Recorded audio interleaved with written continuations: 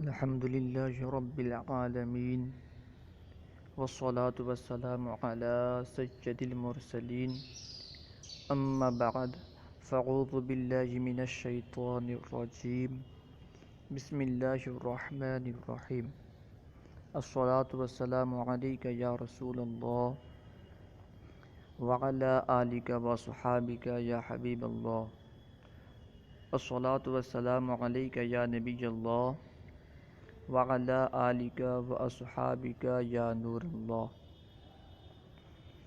اس سے پہلے والے سبق میں ہم دلالت کی تعریف پڑھے تھے اور وضع کی تعریف پڑھے تھے۔ پھر ہم نے دلالت کی دو قسم پڑھی تھی، دلالت لفظیہ، دلالت غیر لفظیہ۔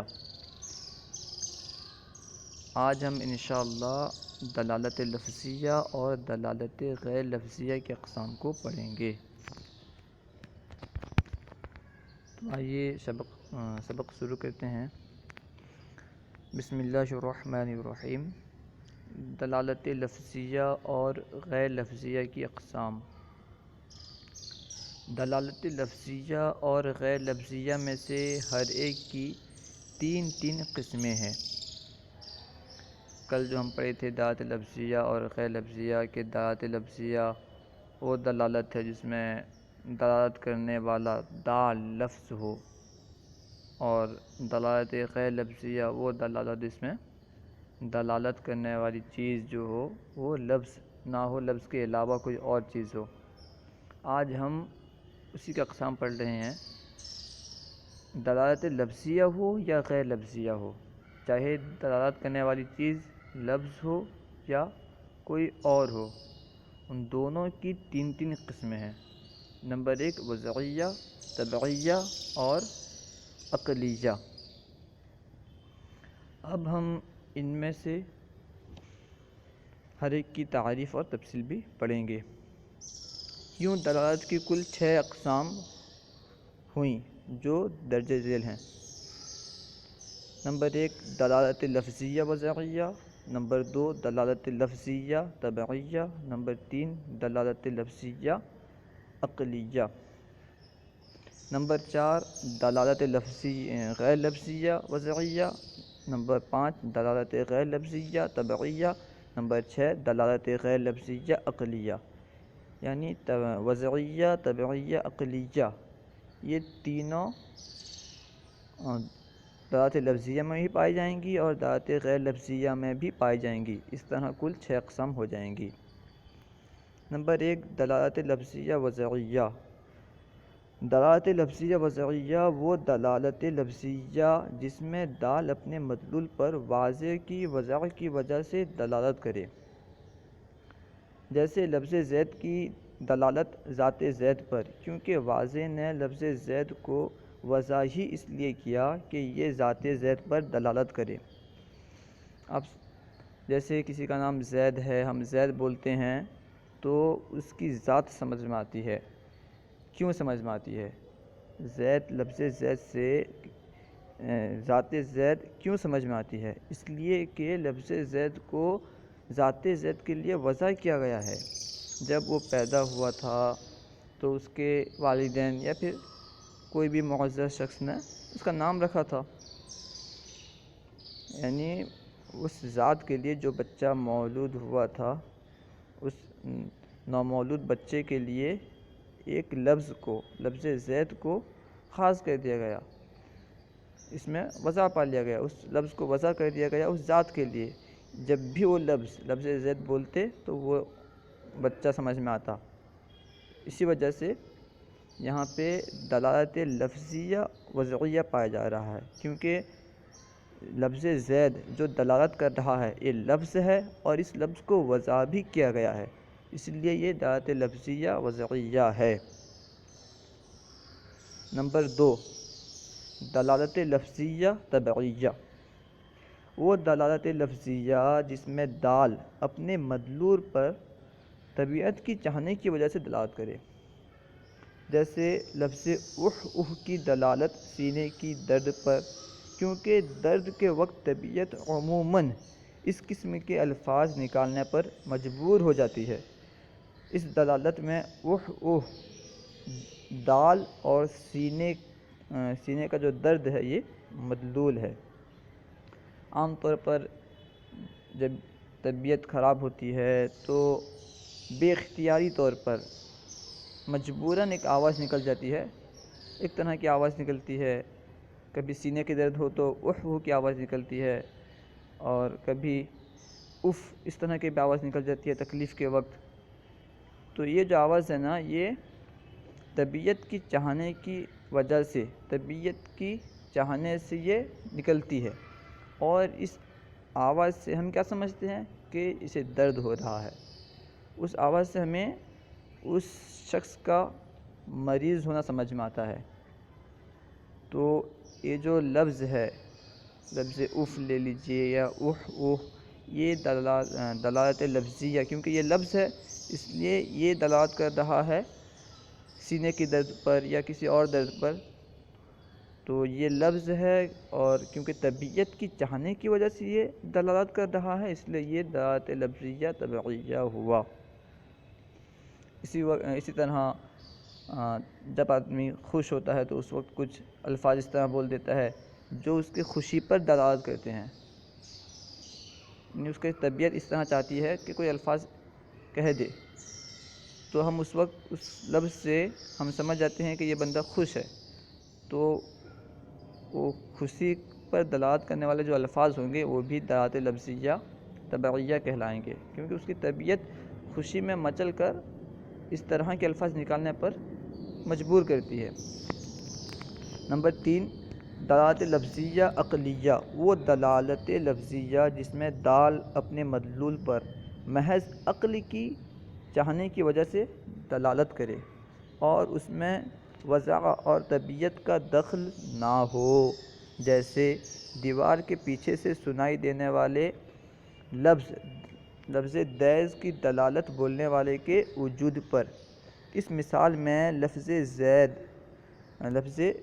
دیز، یہ دال اور بولنے والے کا وجود مدلول ہے۔ دیز اگر کوئی دیوار کے پیچھے سے بولتا رہے تو ہم اس لفظ کو سن کر کے یہ سمجھ جاتے ہیں کہ دیوار کے پیچھے کوئی نہ کوئی ہے۔ اگر وہ آواز مرد کی ہوتی ہے تو ہم سمجھ جاتے ہیں کہ اس دیوار کے پیچھے کوئی مرد ہے۔ اگر عورتوں کی آواز کی طرح ہوتی ہے تو ہم سمجھ جاتے ہیں کہ دیوار کے پیچھے کوئی عورت ہے یا بچہ ہے۔ اس طرح ہم آواز سے اس کے وجود کا پتہ لگا لیتے ہیں۔ تو اور یہ آواز جو ہے اس کو کسی نے وضع نہیں کیا۔ آئیے فائدہ میں آپ کو اس کے متعلق زیادہ وضاحت معلوم ہو جائے گی۔ لفظ دیز کی قید اس وجہ سے لگائی کہ اگر لفظ موضوع بولا جاتا تو دو دلالتیں اکٹھی ہو جاتی، ایک عقلیہ دوسری وضعیہ۔ کوئی بھی لفظ ہو، لفظ یا تو موضوع ہوگا یا محمل۔ موضوع لفظ سے کہتے ہیں جو کسی معنی کے لیے وضع کیا گیا ہو، بامعنی لفظ کو موضوع کہتے ہیں اور بے معنی لفظ کو محمل کہتے ہیں۔ اور یہاں پہ جو لفظ دیز ہے یہ بامعنی لفظ نہیں ہے، اس کا کوئی معنی نہیں ہے، بے معنی لفظ ہے۔ انہوں نے یہاں پہ لفظ دیز کی قید اس سے لگائی کہ اگر کوئی بامعنی لفظ ہوتا تو اس وقت دو دلالتیں اکٹھی ہو جاتی، ایک تو دلالت عقلیہ اور دوسری دلالت وضعیہ۔ کیونکہ جب معنی پایا جائے گا تو ظاہر سی بات ہے اس لفظ کو کسی معنی کے لیے وضع کیا گیا ہوگا، تو وہاں پہ دلالت وضعیہ بھی پائی جائے گی۔ اسی وجہ سے انہوں نے محمل لفظ لا کر کے ذکر کیا تاکہ اس میں صرف دلالت عقلیہ کی مثالیں بن سکیں۔ اس لیے لفظ زید ذکر کر کے اس بات کو واضح کیا کہ یہ دلالت صرف دلالت لفظیہ عقلیہ ہے، نیز دیوار کے پیچھے کی قید اس وجہ سے لگائی کہ اگر سامنے ہو تو دلالت نہیں رہے گی بلکہ مشاہدہ ہو جائے گا۔ اگر کوئی شخص سامنے ہوتا اور وہ دیز کی آواز کہتا، ہم اس آواز سے اس کے وجود کا پتہ لگاتے، تو یہاں پہ یہ دلالت نہیں ہوتا کیونکہ وہ ہمارے سامنے موجود ہے، اس لیے مشاہدہ ہو جاتا۔ دلالت کے لیے ضروری ہے کہ وہ سامنے موجود نہ ہو، ہم تو مشاہدہ کر رہے ہیں، پھر دلالت کیسی؟ اس لیے انہوں نے دیوار کے پیچھے کی غیر لگائی۔ آئیے اب ہم دلالت غیر لفظیہ کی اقسام کو پڑھتے ہیں۔ دلالت غیر لفظیہ کی بھی 3 قسمیں ہیں۔ نمبر 4 سمجھ لیجیے۔ نمبر 4 دلالت غیر لفظیہ وضعیہ، وہ دلالت غیر لفظیہ جس میں دال اپنے مدلول پر واضح کی وجہ سے دلالت کرے، جیسے سگنل کی لال بتی کی دلالت رکنے پر، سبز بتی کی دلالت چلنے پر۔ آپ دیکھتے ہوں گے کہ سگنل لال بتی جلتی ہے تو اس وقت تمام گاڑی وغیرہ سب رک جاتے ہیں۔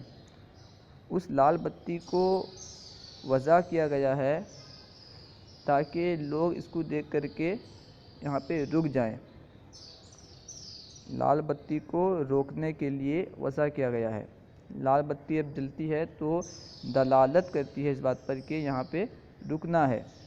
تو لال بتی کی دلالت رکنے پر، کیونکہ یہاں پہ لال بتی یہ لفظ نہیں ہے، غیر لفظ ہے اور اسے وضع کیا گیا ہے، اسے رکنے کے لیے وضع کیا گیا ہے، اس لیے یہ دلالت غیر لفظیہ اور وضعیہ ہے۔ نمبر 5 دلالت غیر لفظیہ طبعیہ، وہ دلالت غیر لفظیہ جس میں دال کی اپنے مدلول پر طبیعت کی چاہنے کی وجہ سے دلالت ہو، جیسے آنسوؤں کے بہنے کی دلالت غم پر۔ اب کوئی شخص ہے بہت پریشان ہے، کوئی بہت بڑی مصیبت اسے پہنچی، یا اس کا پیسہ چرا گیا اور وہ بندہ صبر کر رہا ہے، آواز تو نہیں نکال رہا ہے، کوئی آواز تو نکال نہیں رہا ہے، لیکن بے اختیاری طور پر اس کی آنکھوں سے آنسو بہنے لگتی ہیں، تو ہم آنسو دیکھ کر کے سمجھ جاتے ہیں یہ بندہ پریشان ہے، بندہ غم میں مبتلا ہے۔ اور ظاہر سی بات ہے آنسو لفظ نہیں ہے، اس لیے یہ آنسو دلالت تو کر رہی ہے اس کے غم پر، یہ آنسو یہ تو بتا رہی ہے کہ بندہ غمگین ہے، لیکن کیونکہ یہ لفظ نہیں ہے اس لیے دلالت غیر لفظیہ ہے۔ اور آنسو کو غم کے لیے وضع نہیں کیا گیا ہے، بلکہ یہ تو آنسو طبیعت کی چاہنے کی وجہ سے نکل رہی ہے، طبیعت کی چاہنے کی وجہ سے یہ دلالت کر رہی ہے کہ یہ بندہ غم پر ہے، اس لیے یہ دلالت غیر لفظیہ طبعیہ ہوا۔ نمبر 6 دلالت غیر لفظیہ عقلیہ، وہ دلالت غیر لفظیہ جس میں دال کی دلالت اپنے مدلول پر دلالت محض عقل کے چاہنے کی وجہ سے ہو اور اس میں وضع اور طبیعت کا دخل نہ ہو، جیسے دھوپ کی دلالت سورج کے نکلنے پر۔ دلالت غیر لفظیہ عقلیہ، وہ دلالت غیر لفظیہ جس میں دال کی اپنے مدلول پر دلالت محض عقل کی چاہنے کی وجہ سے ہو اور اس میں وضع اور طبیعت کا دخل نہ ہو۔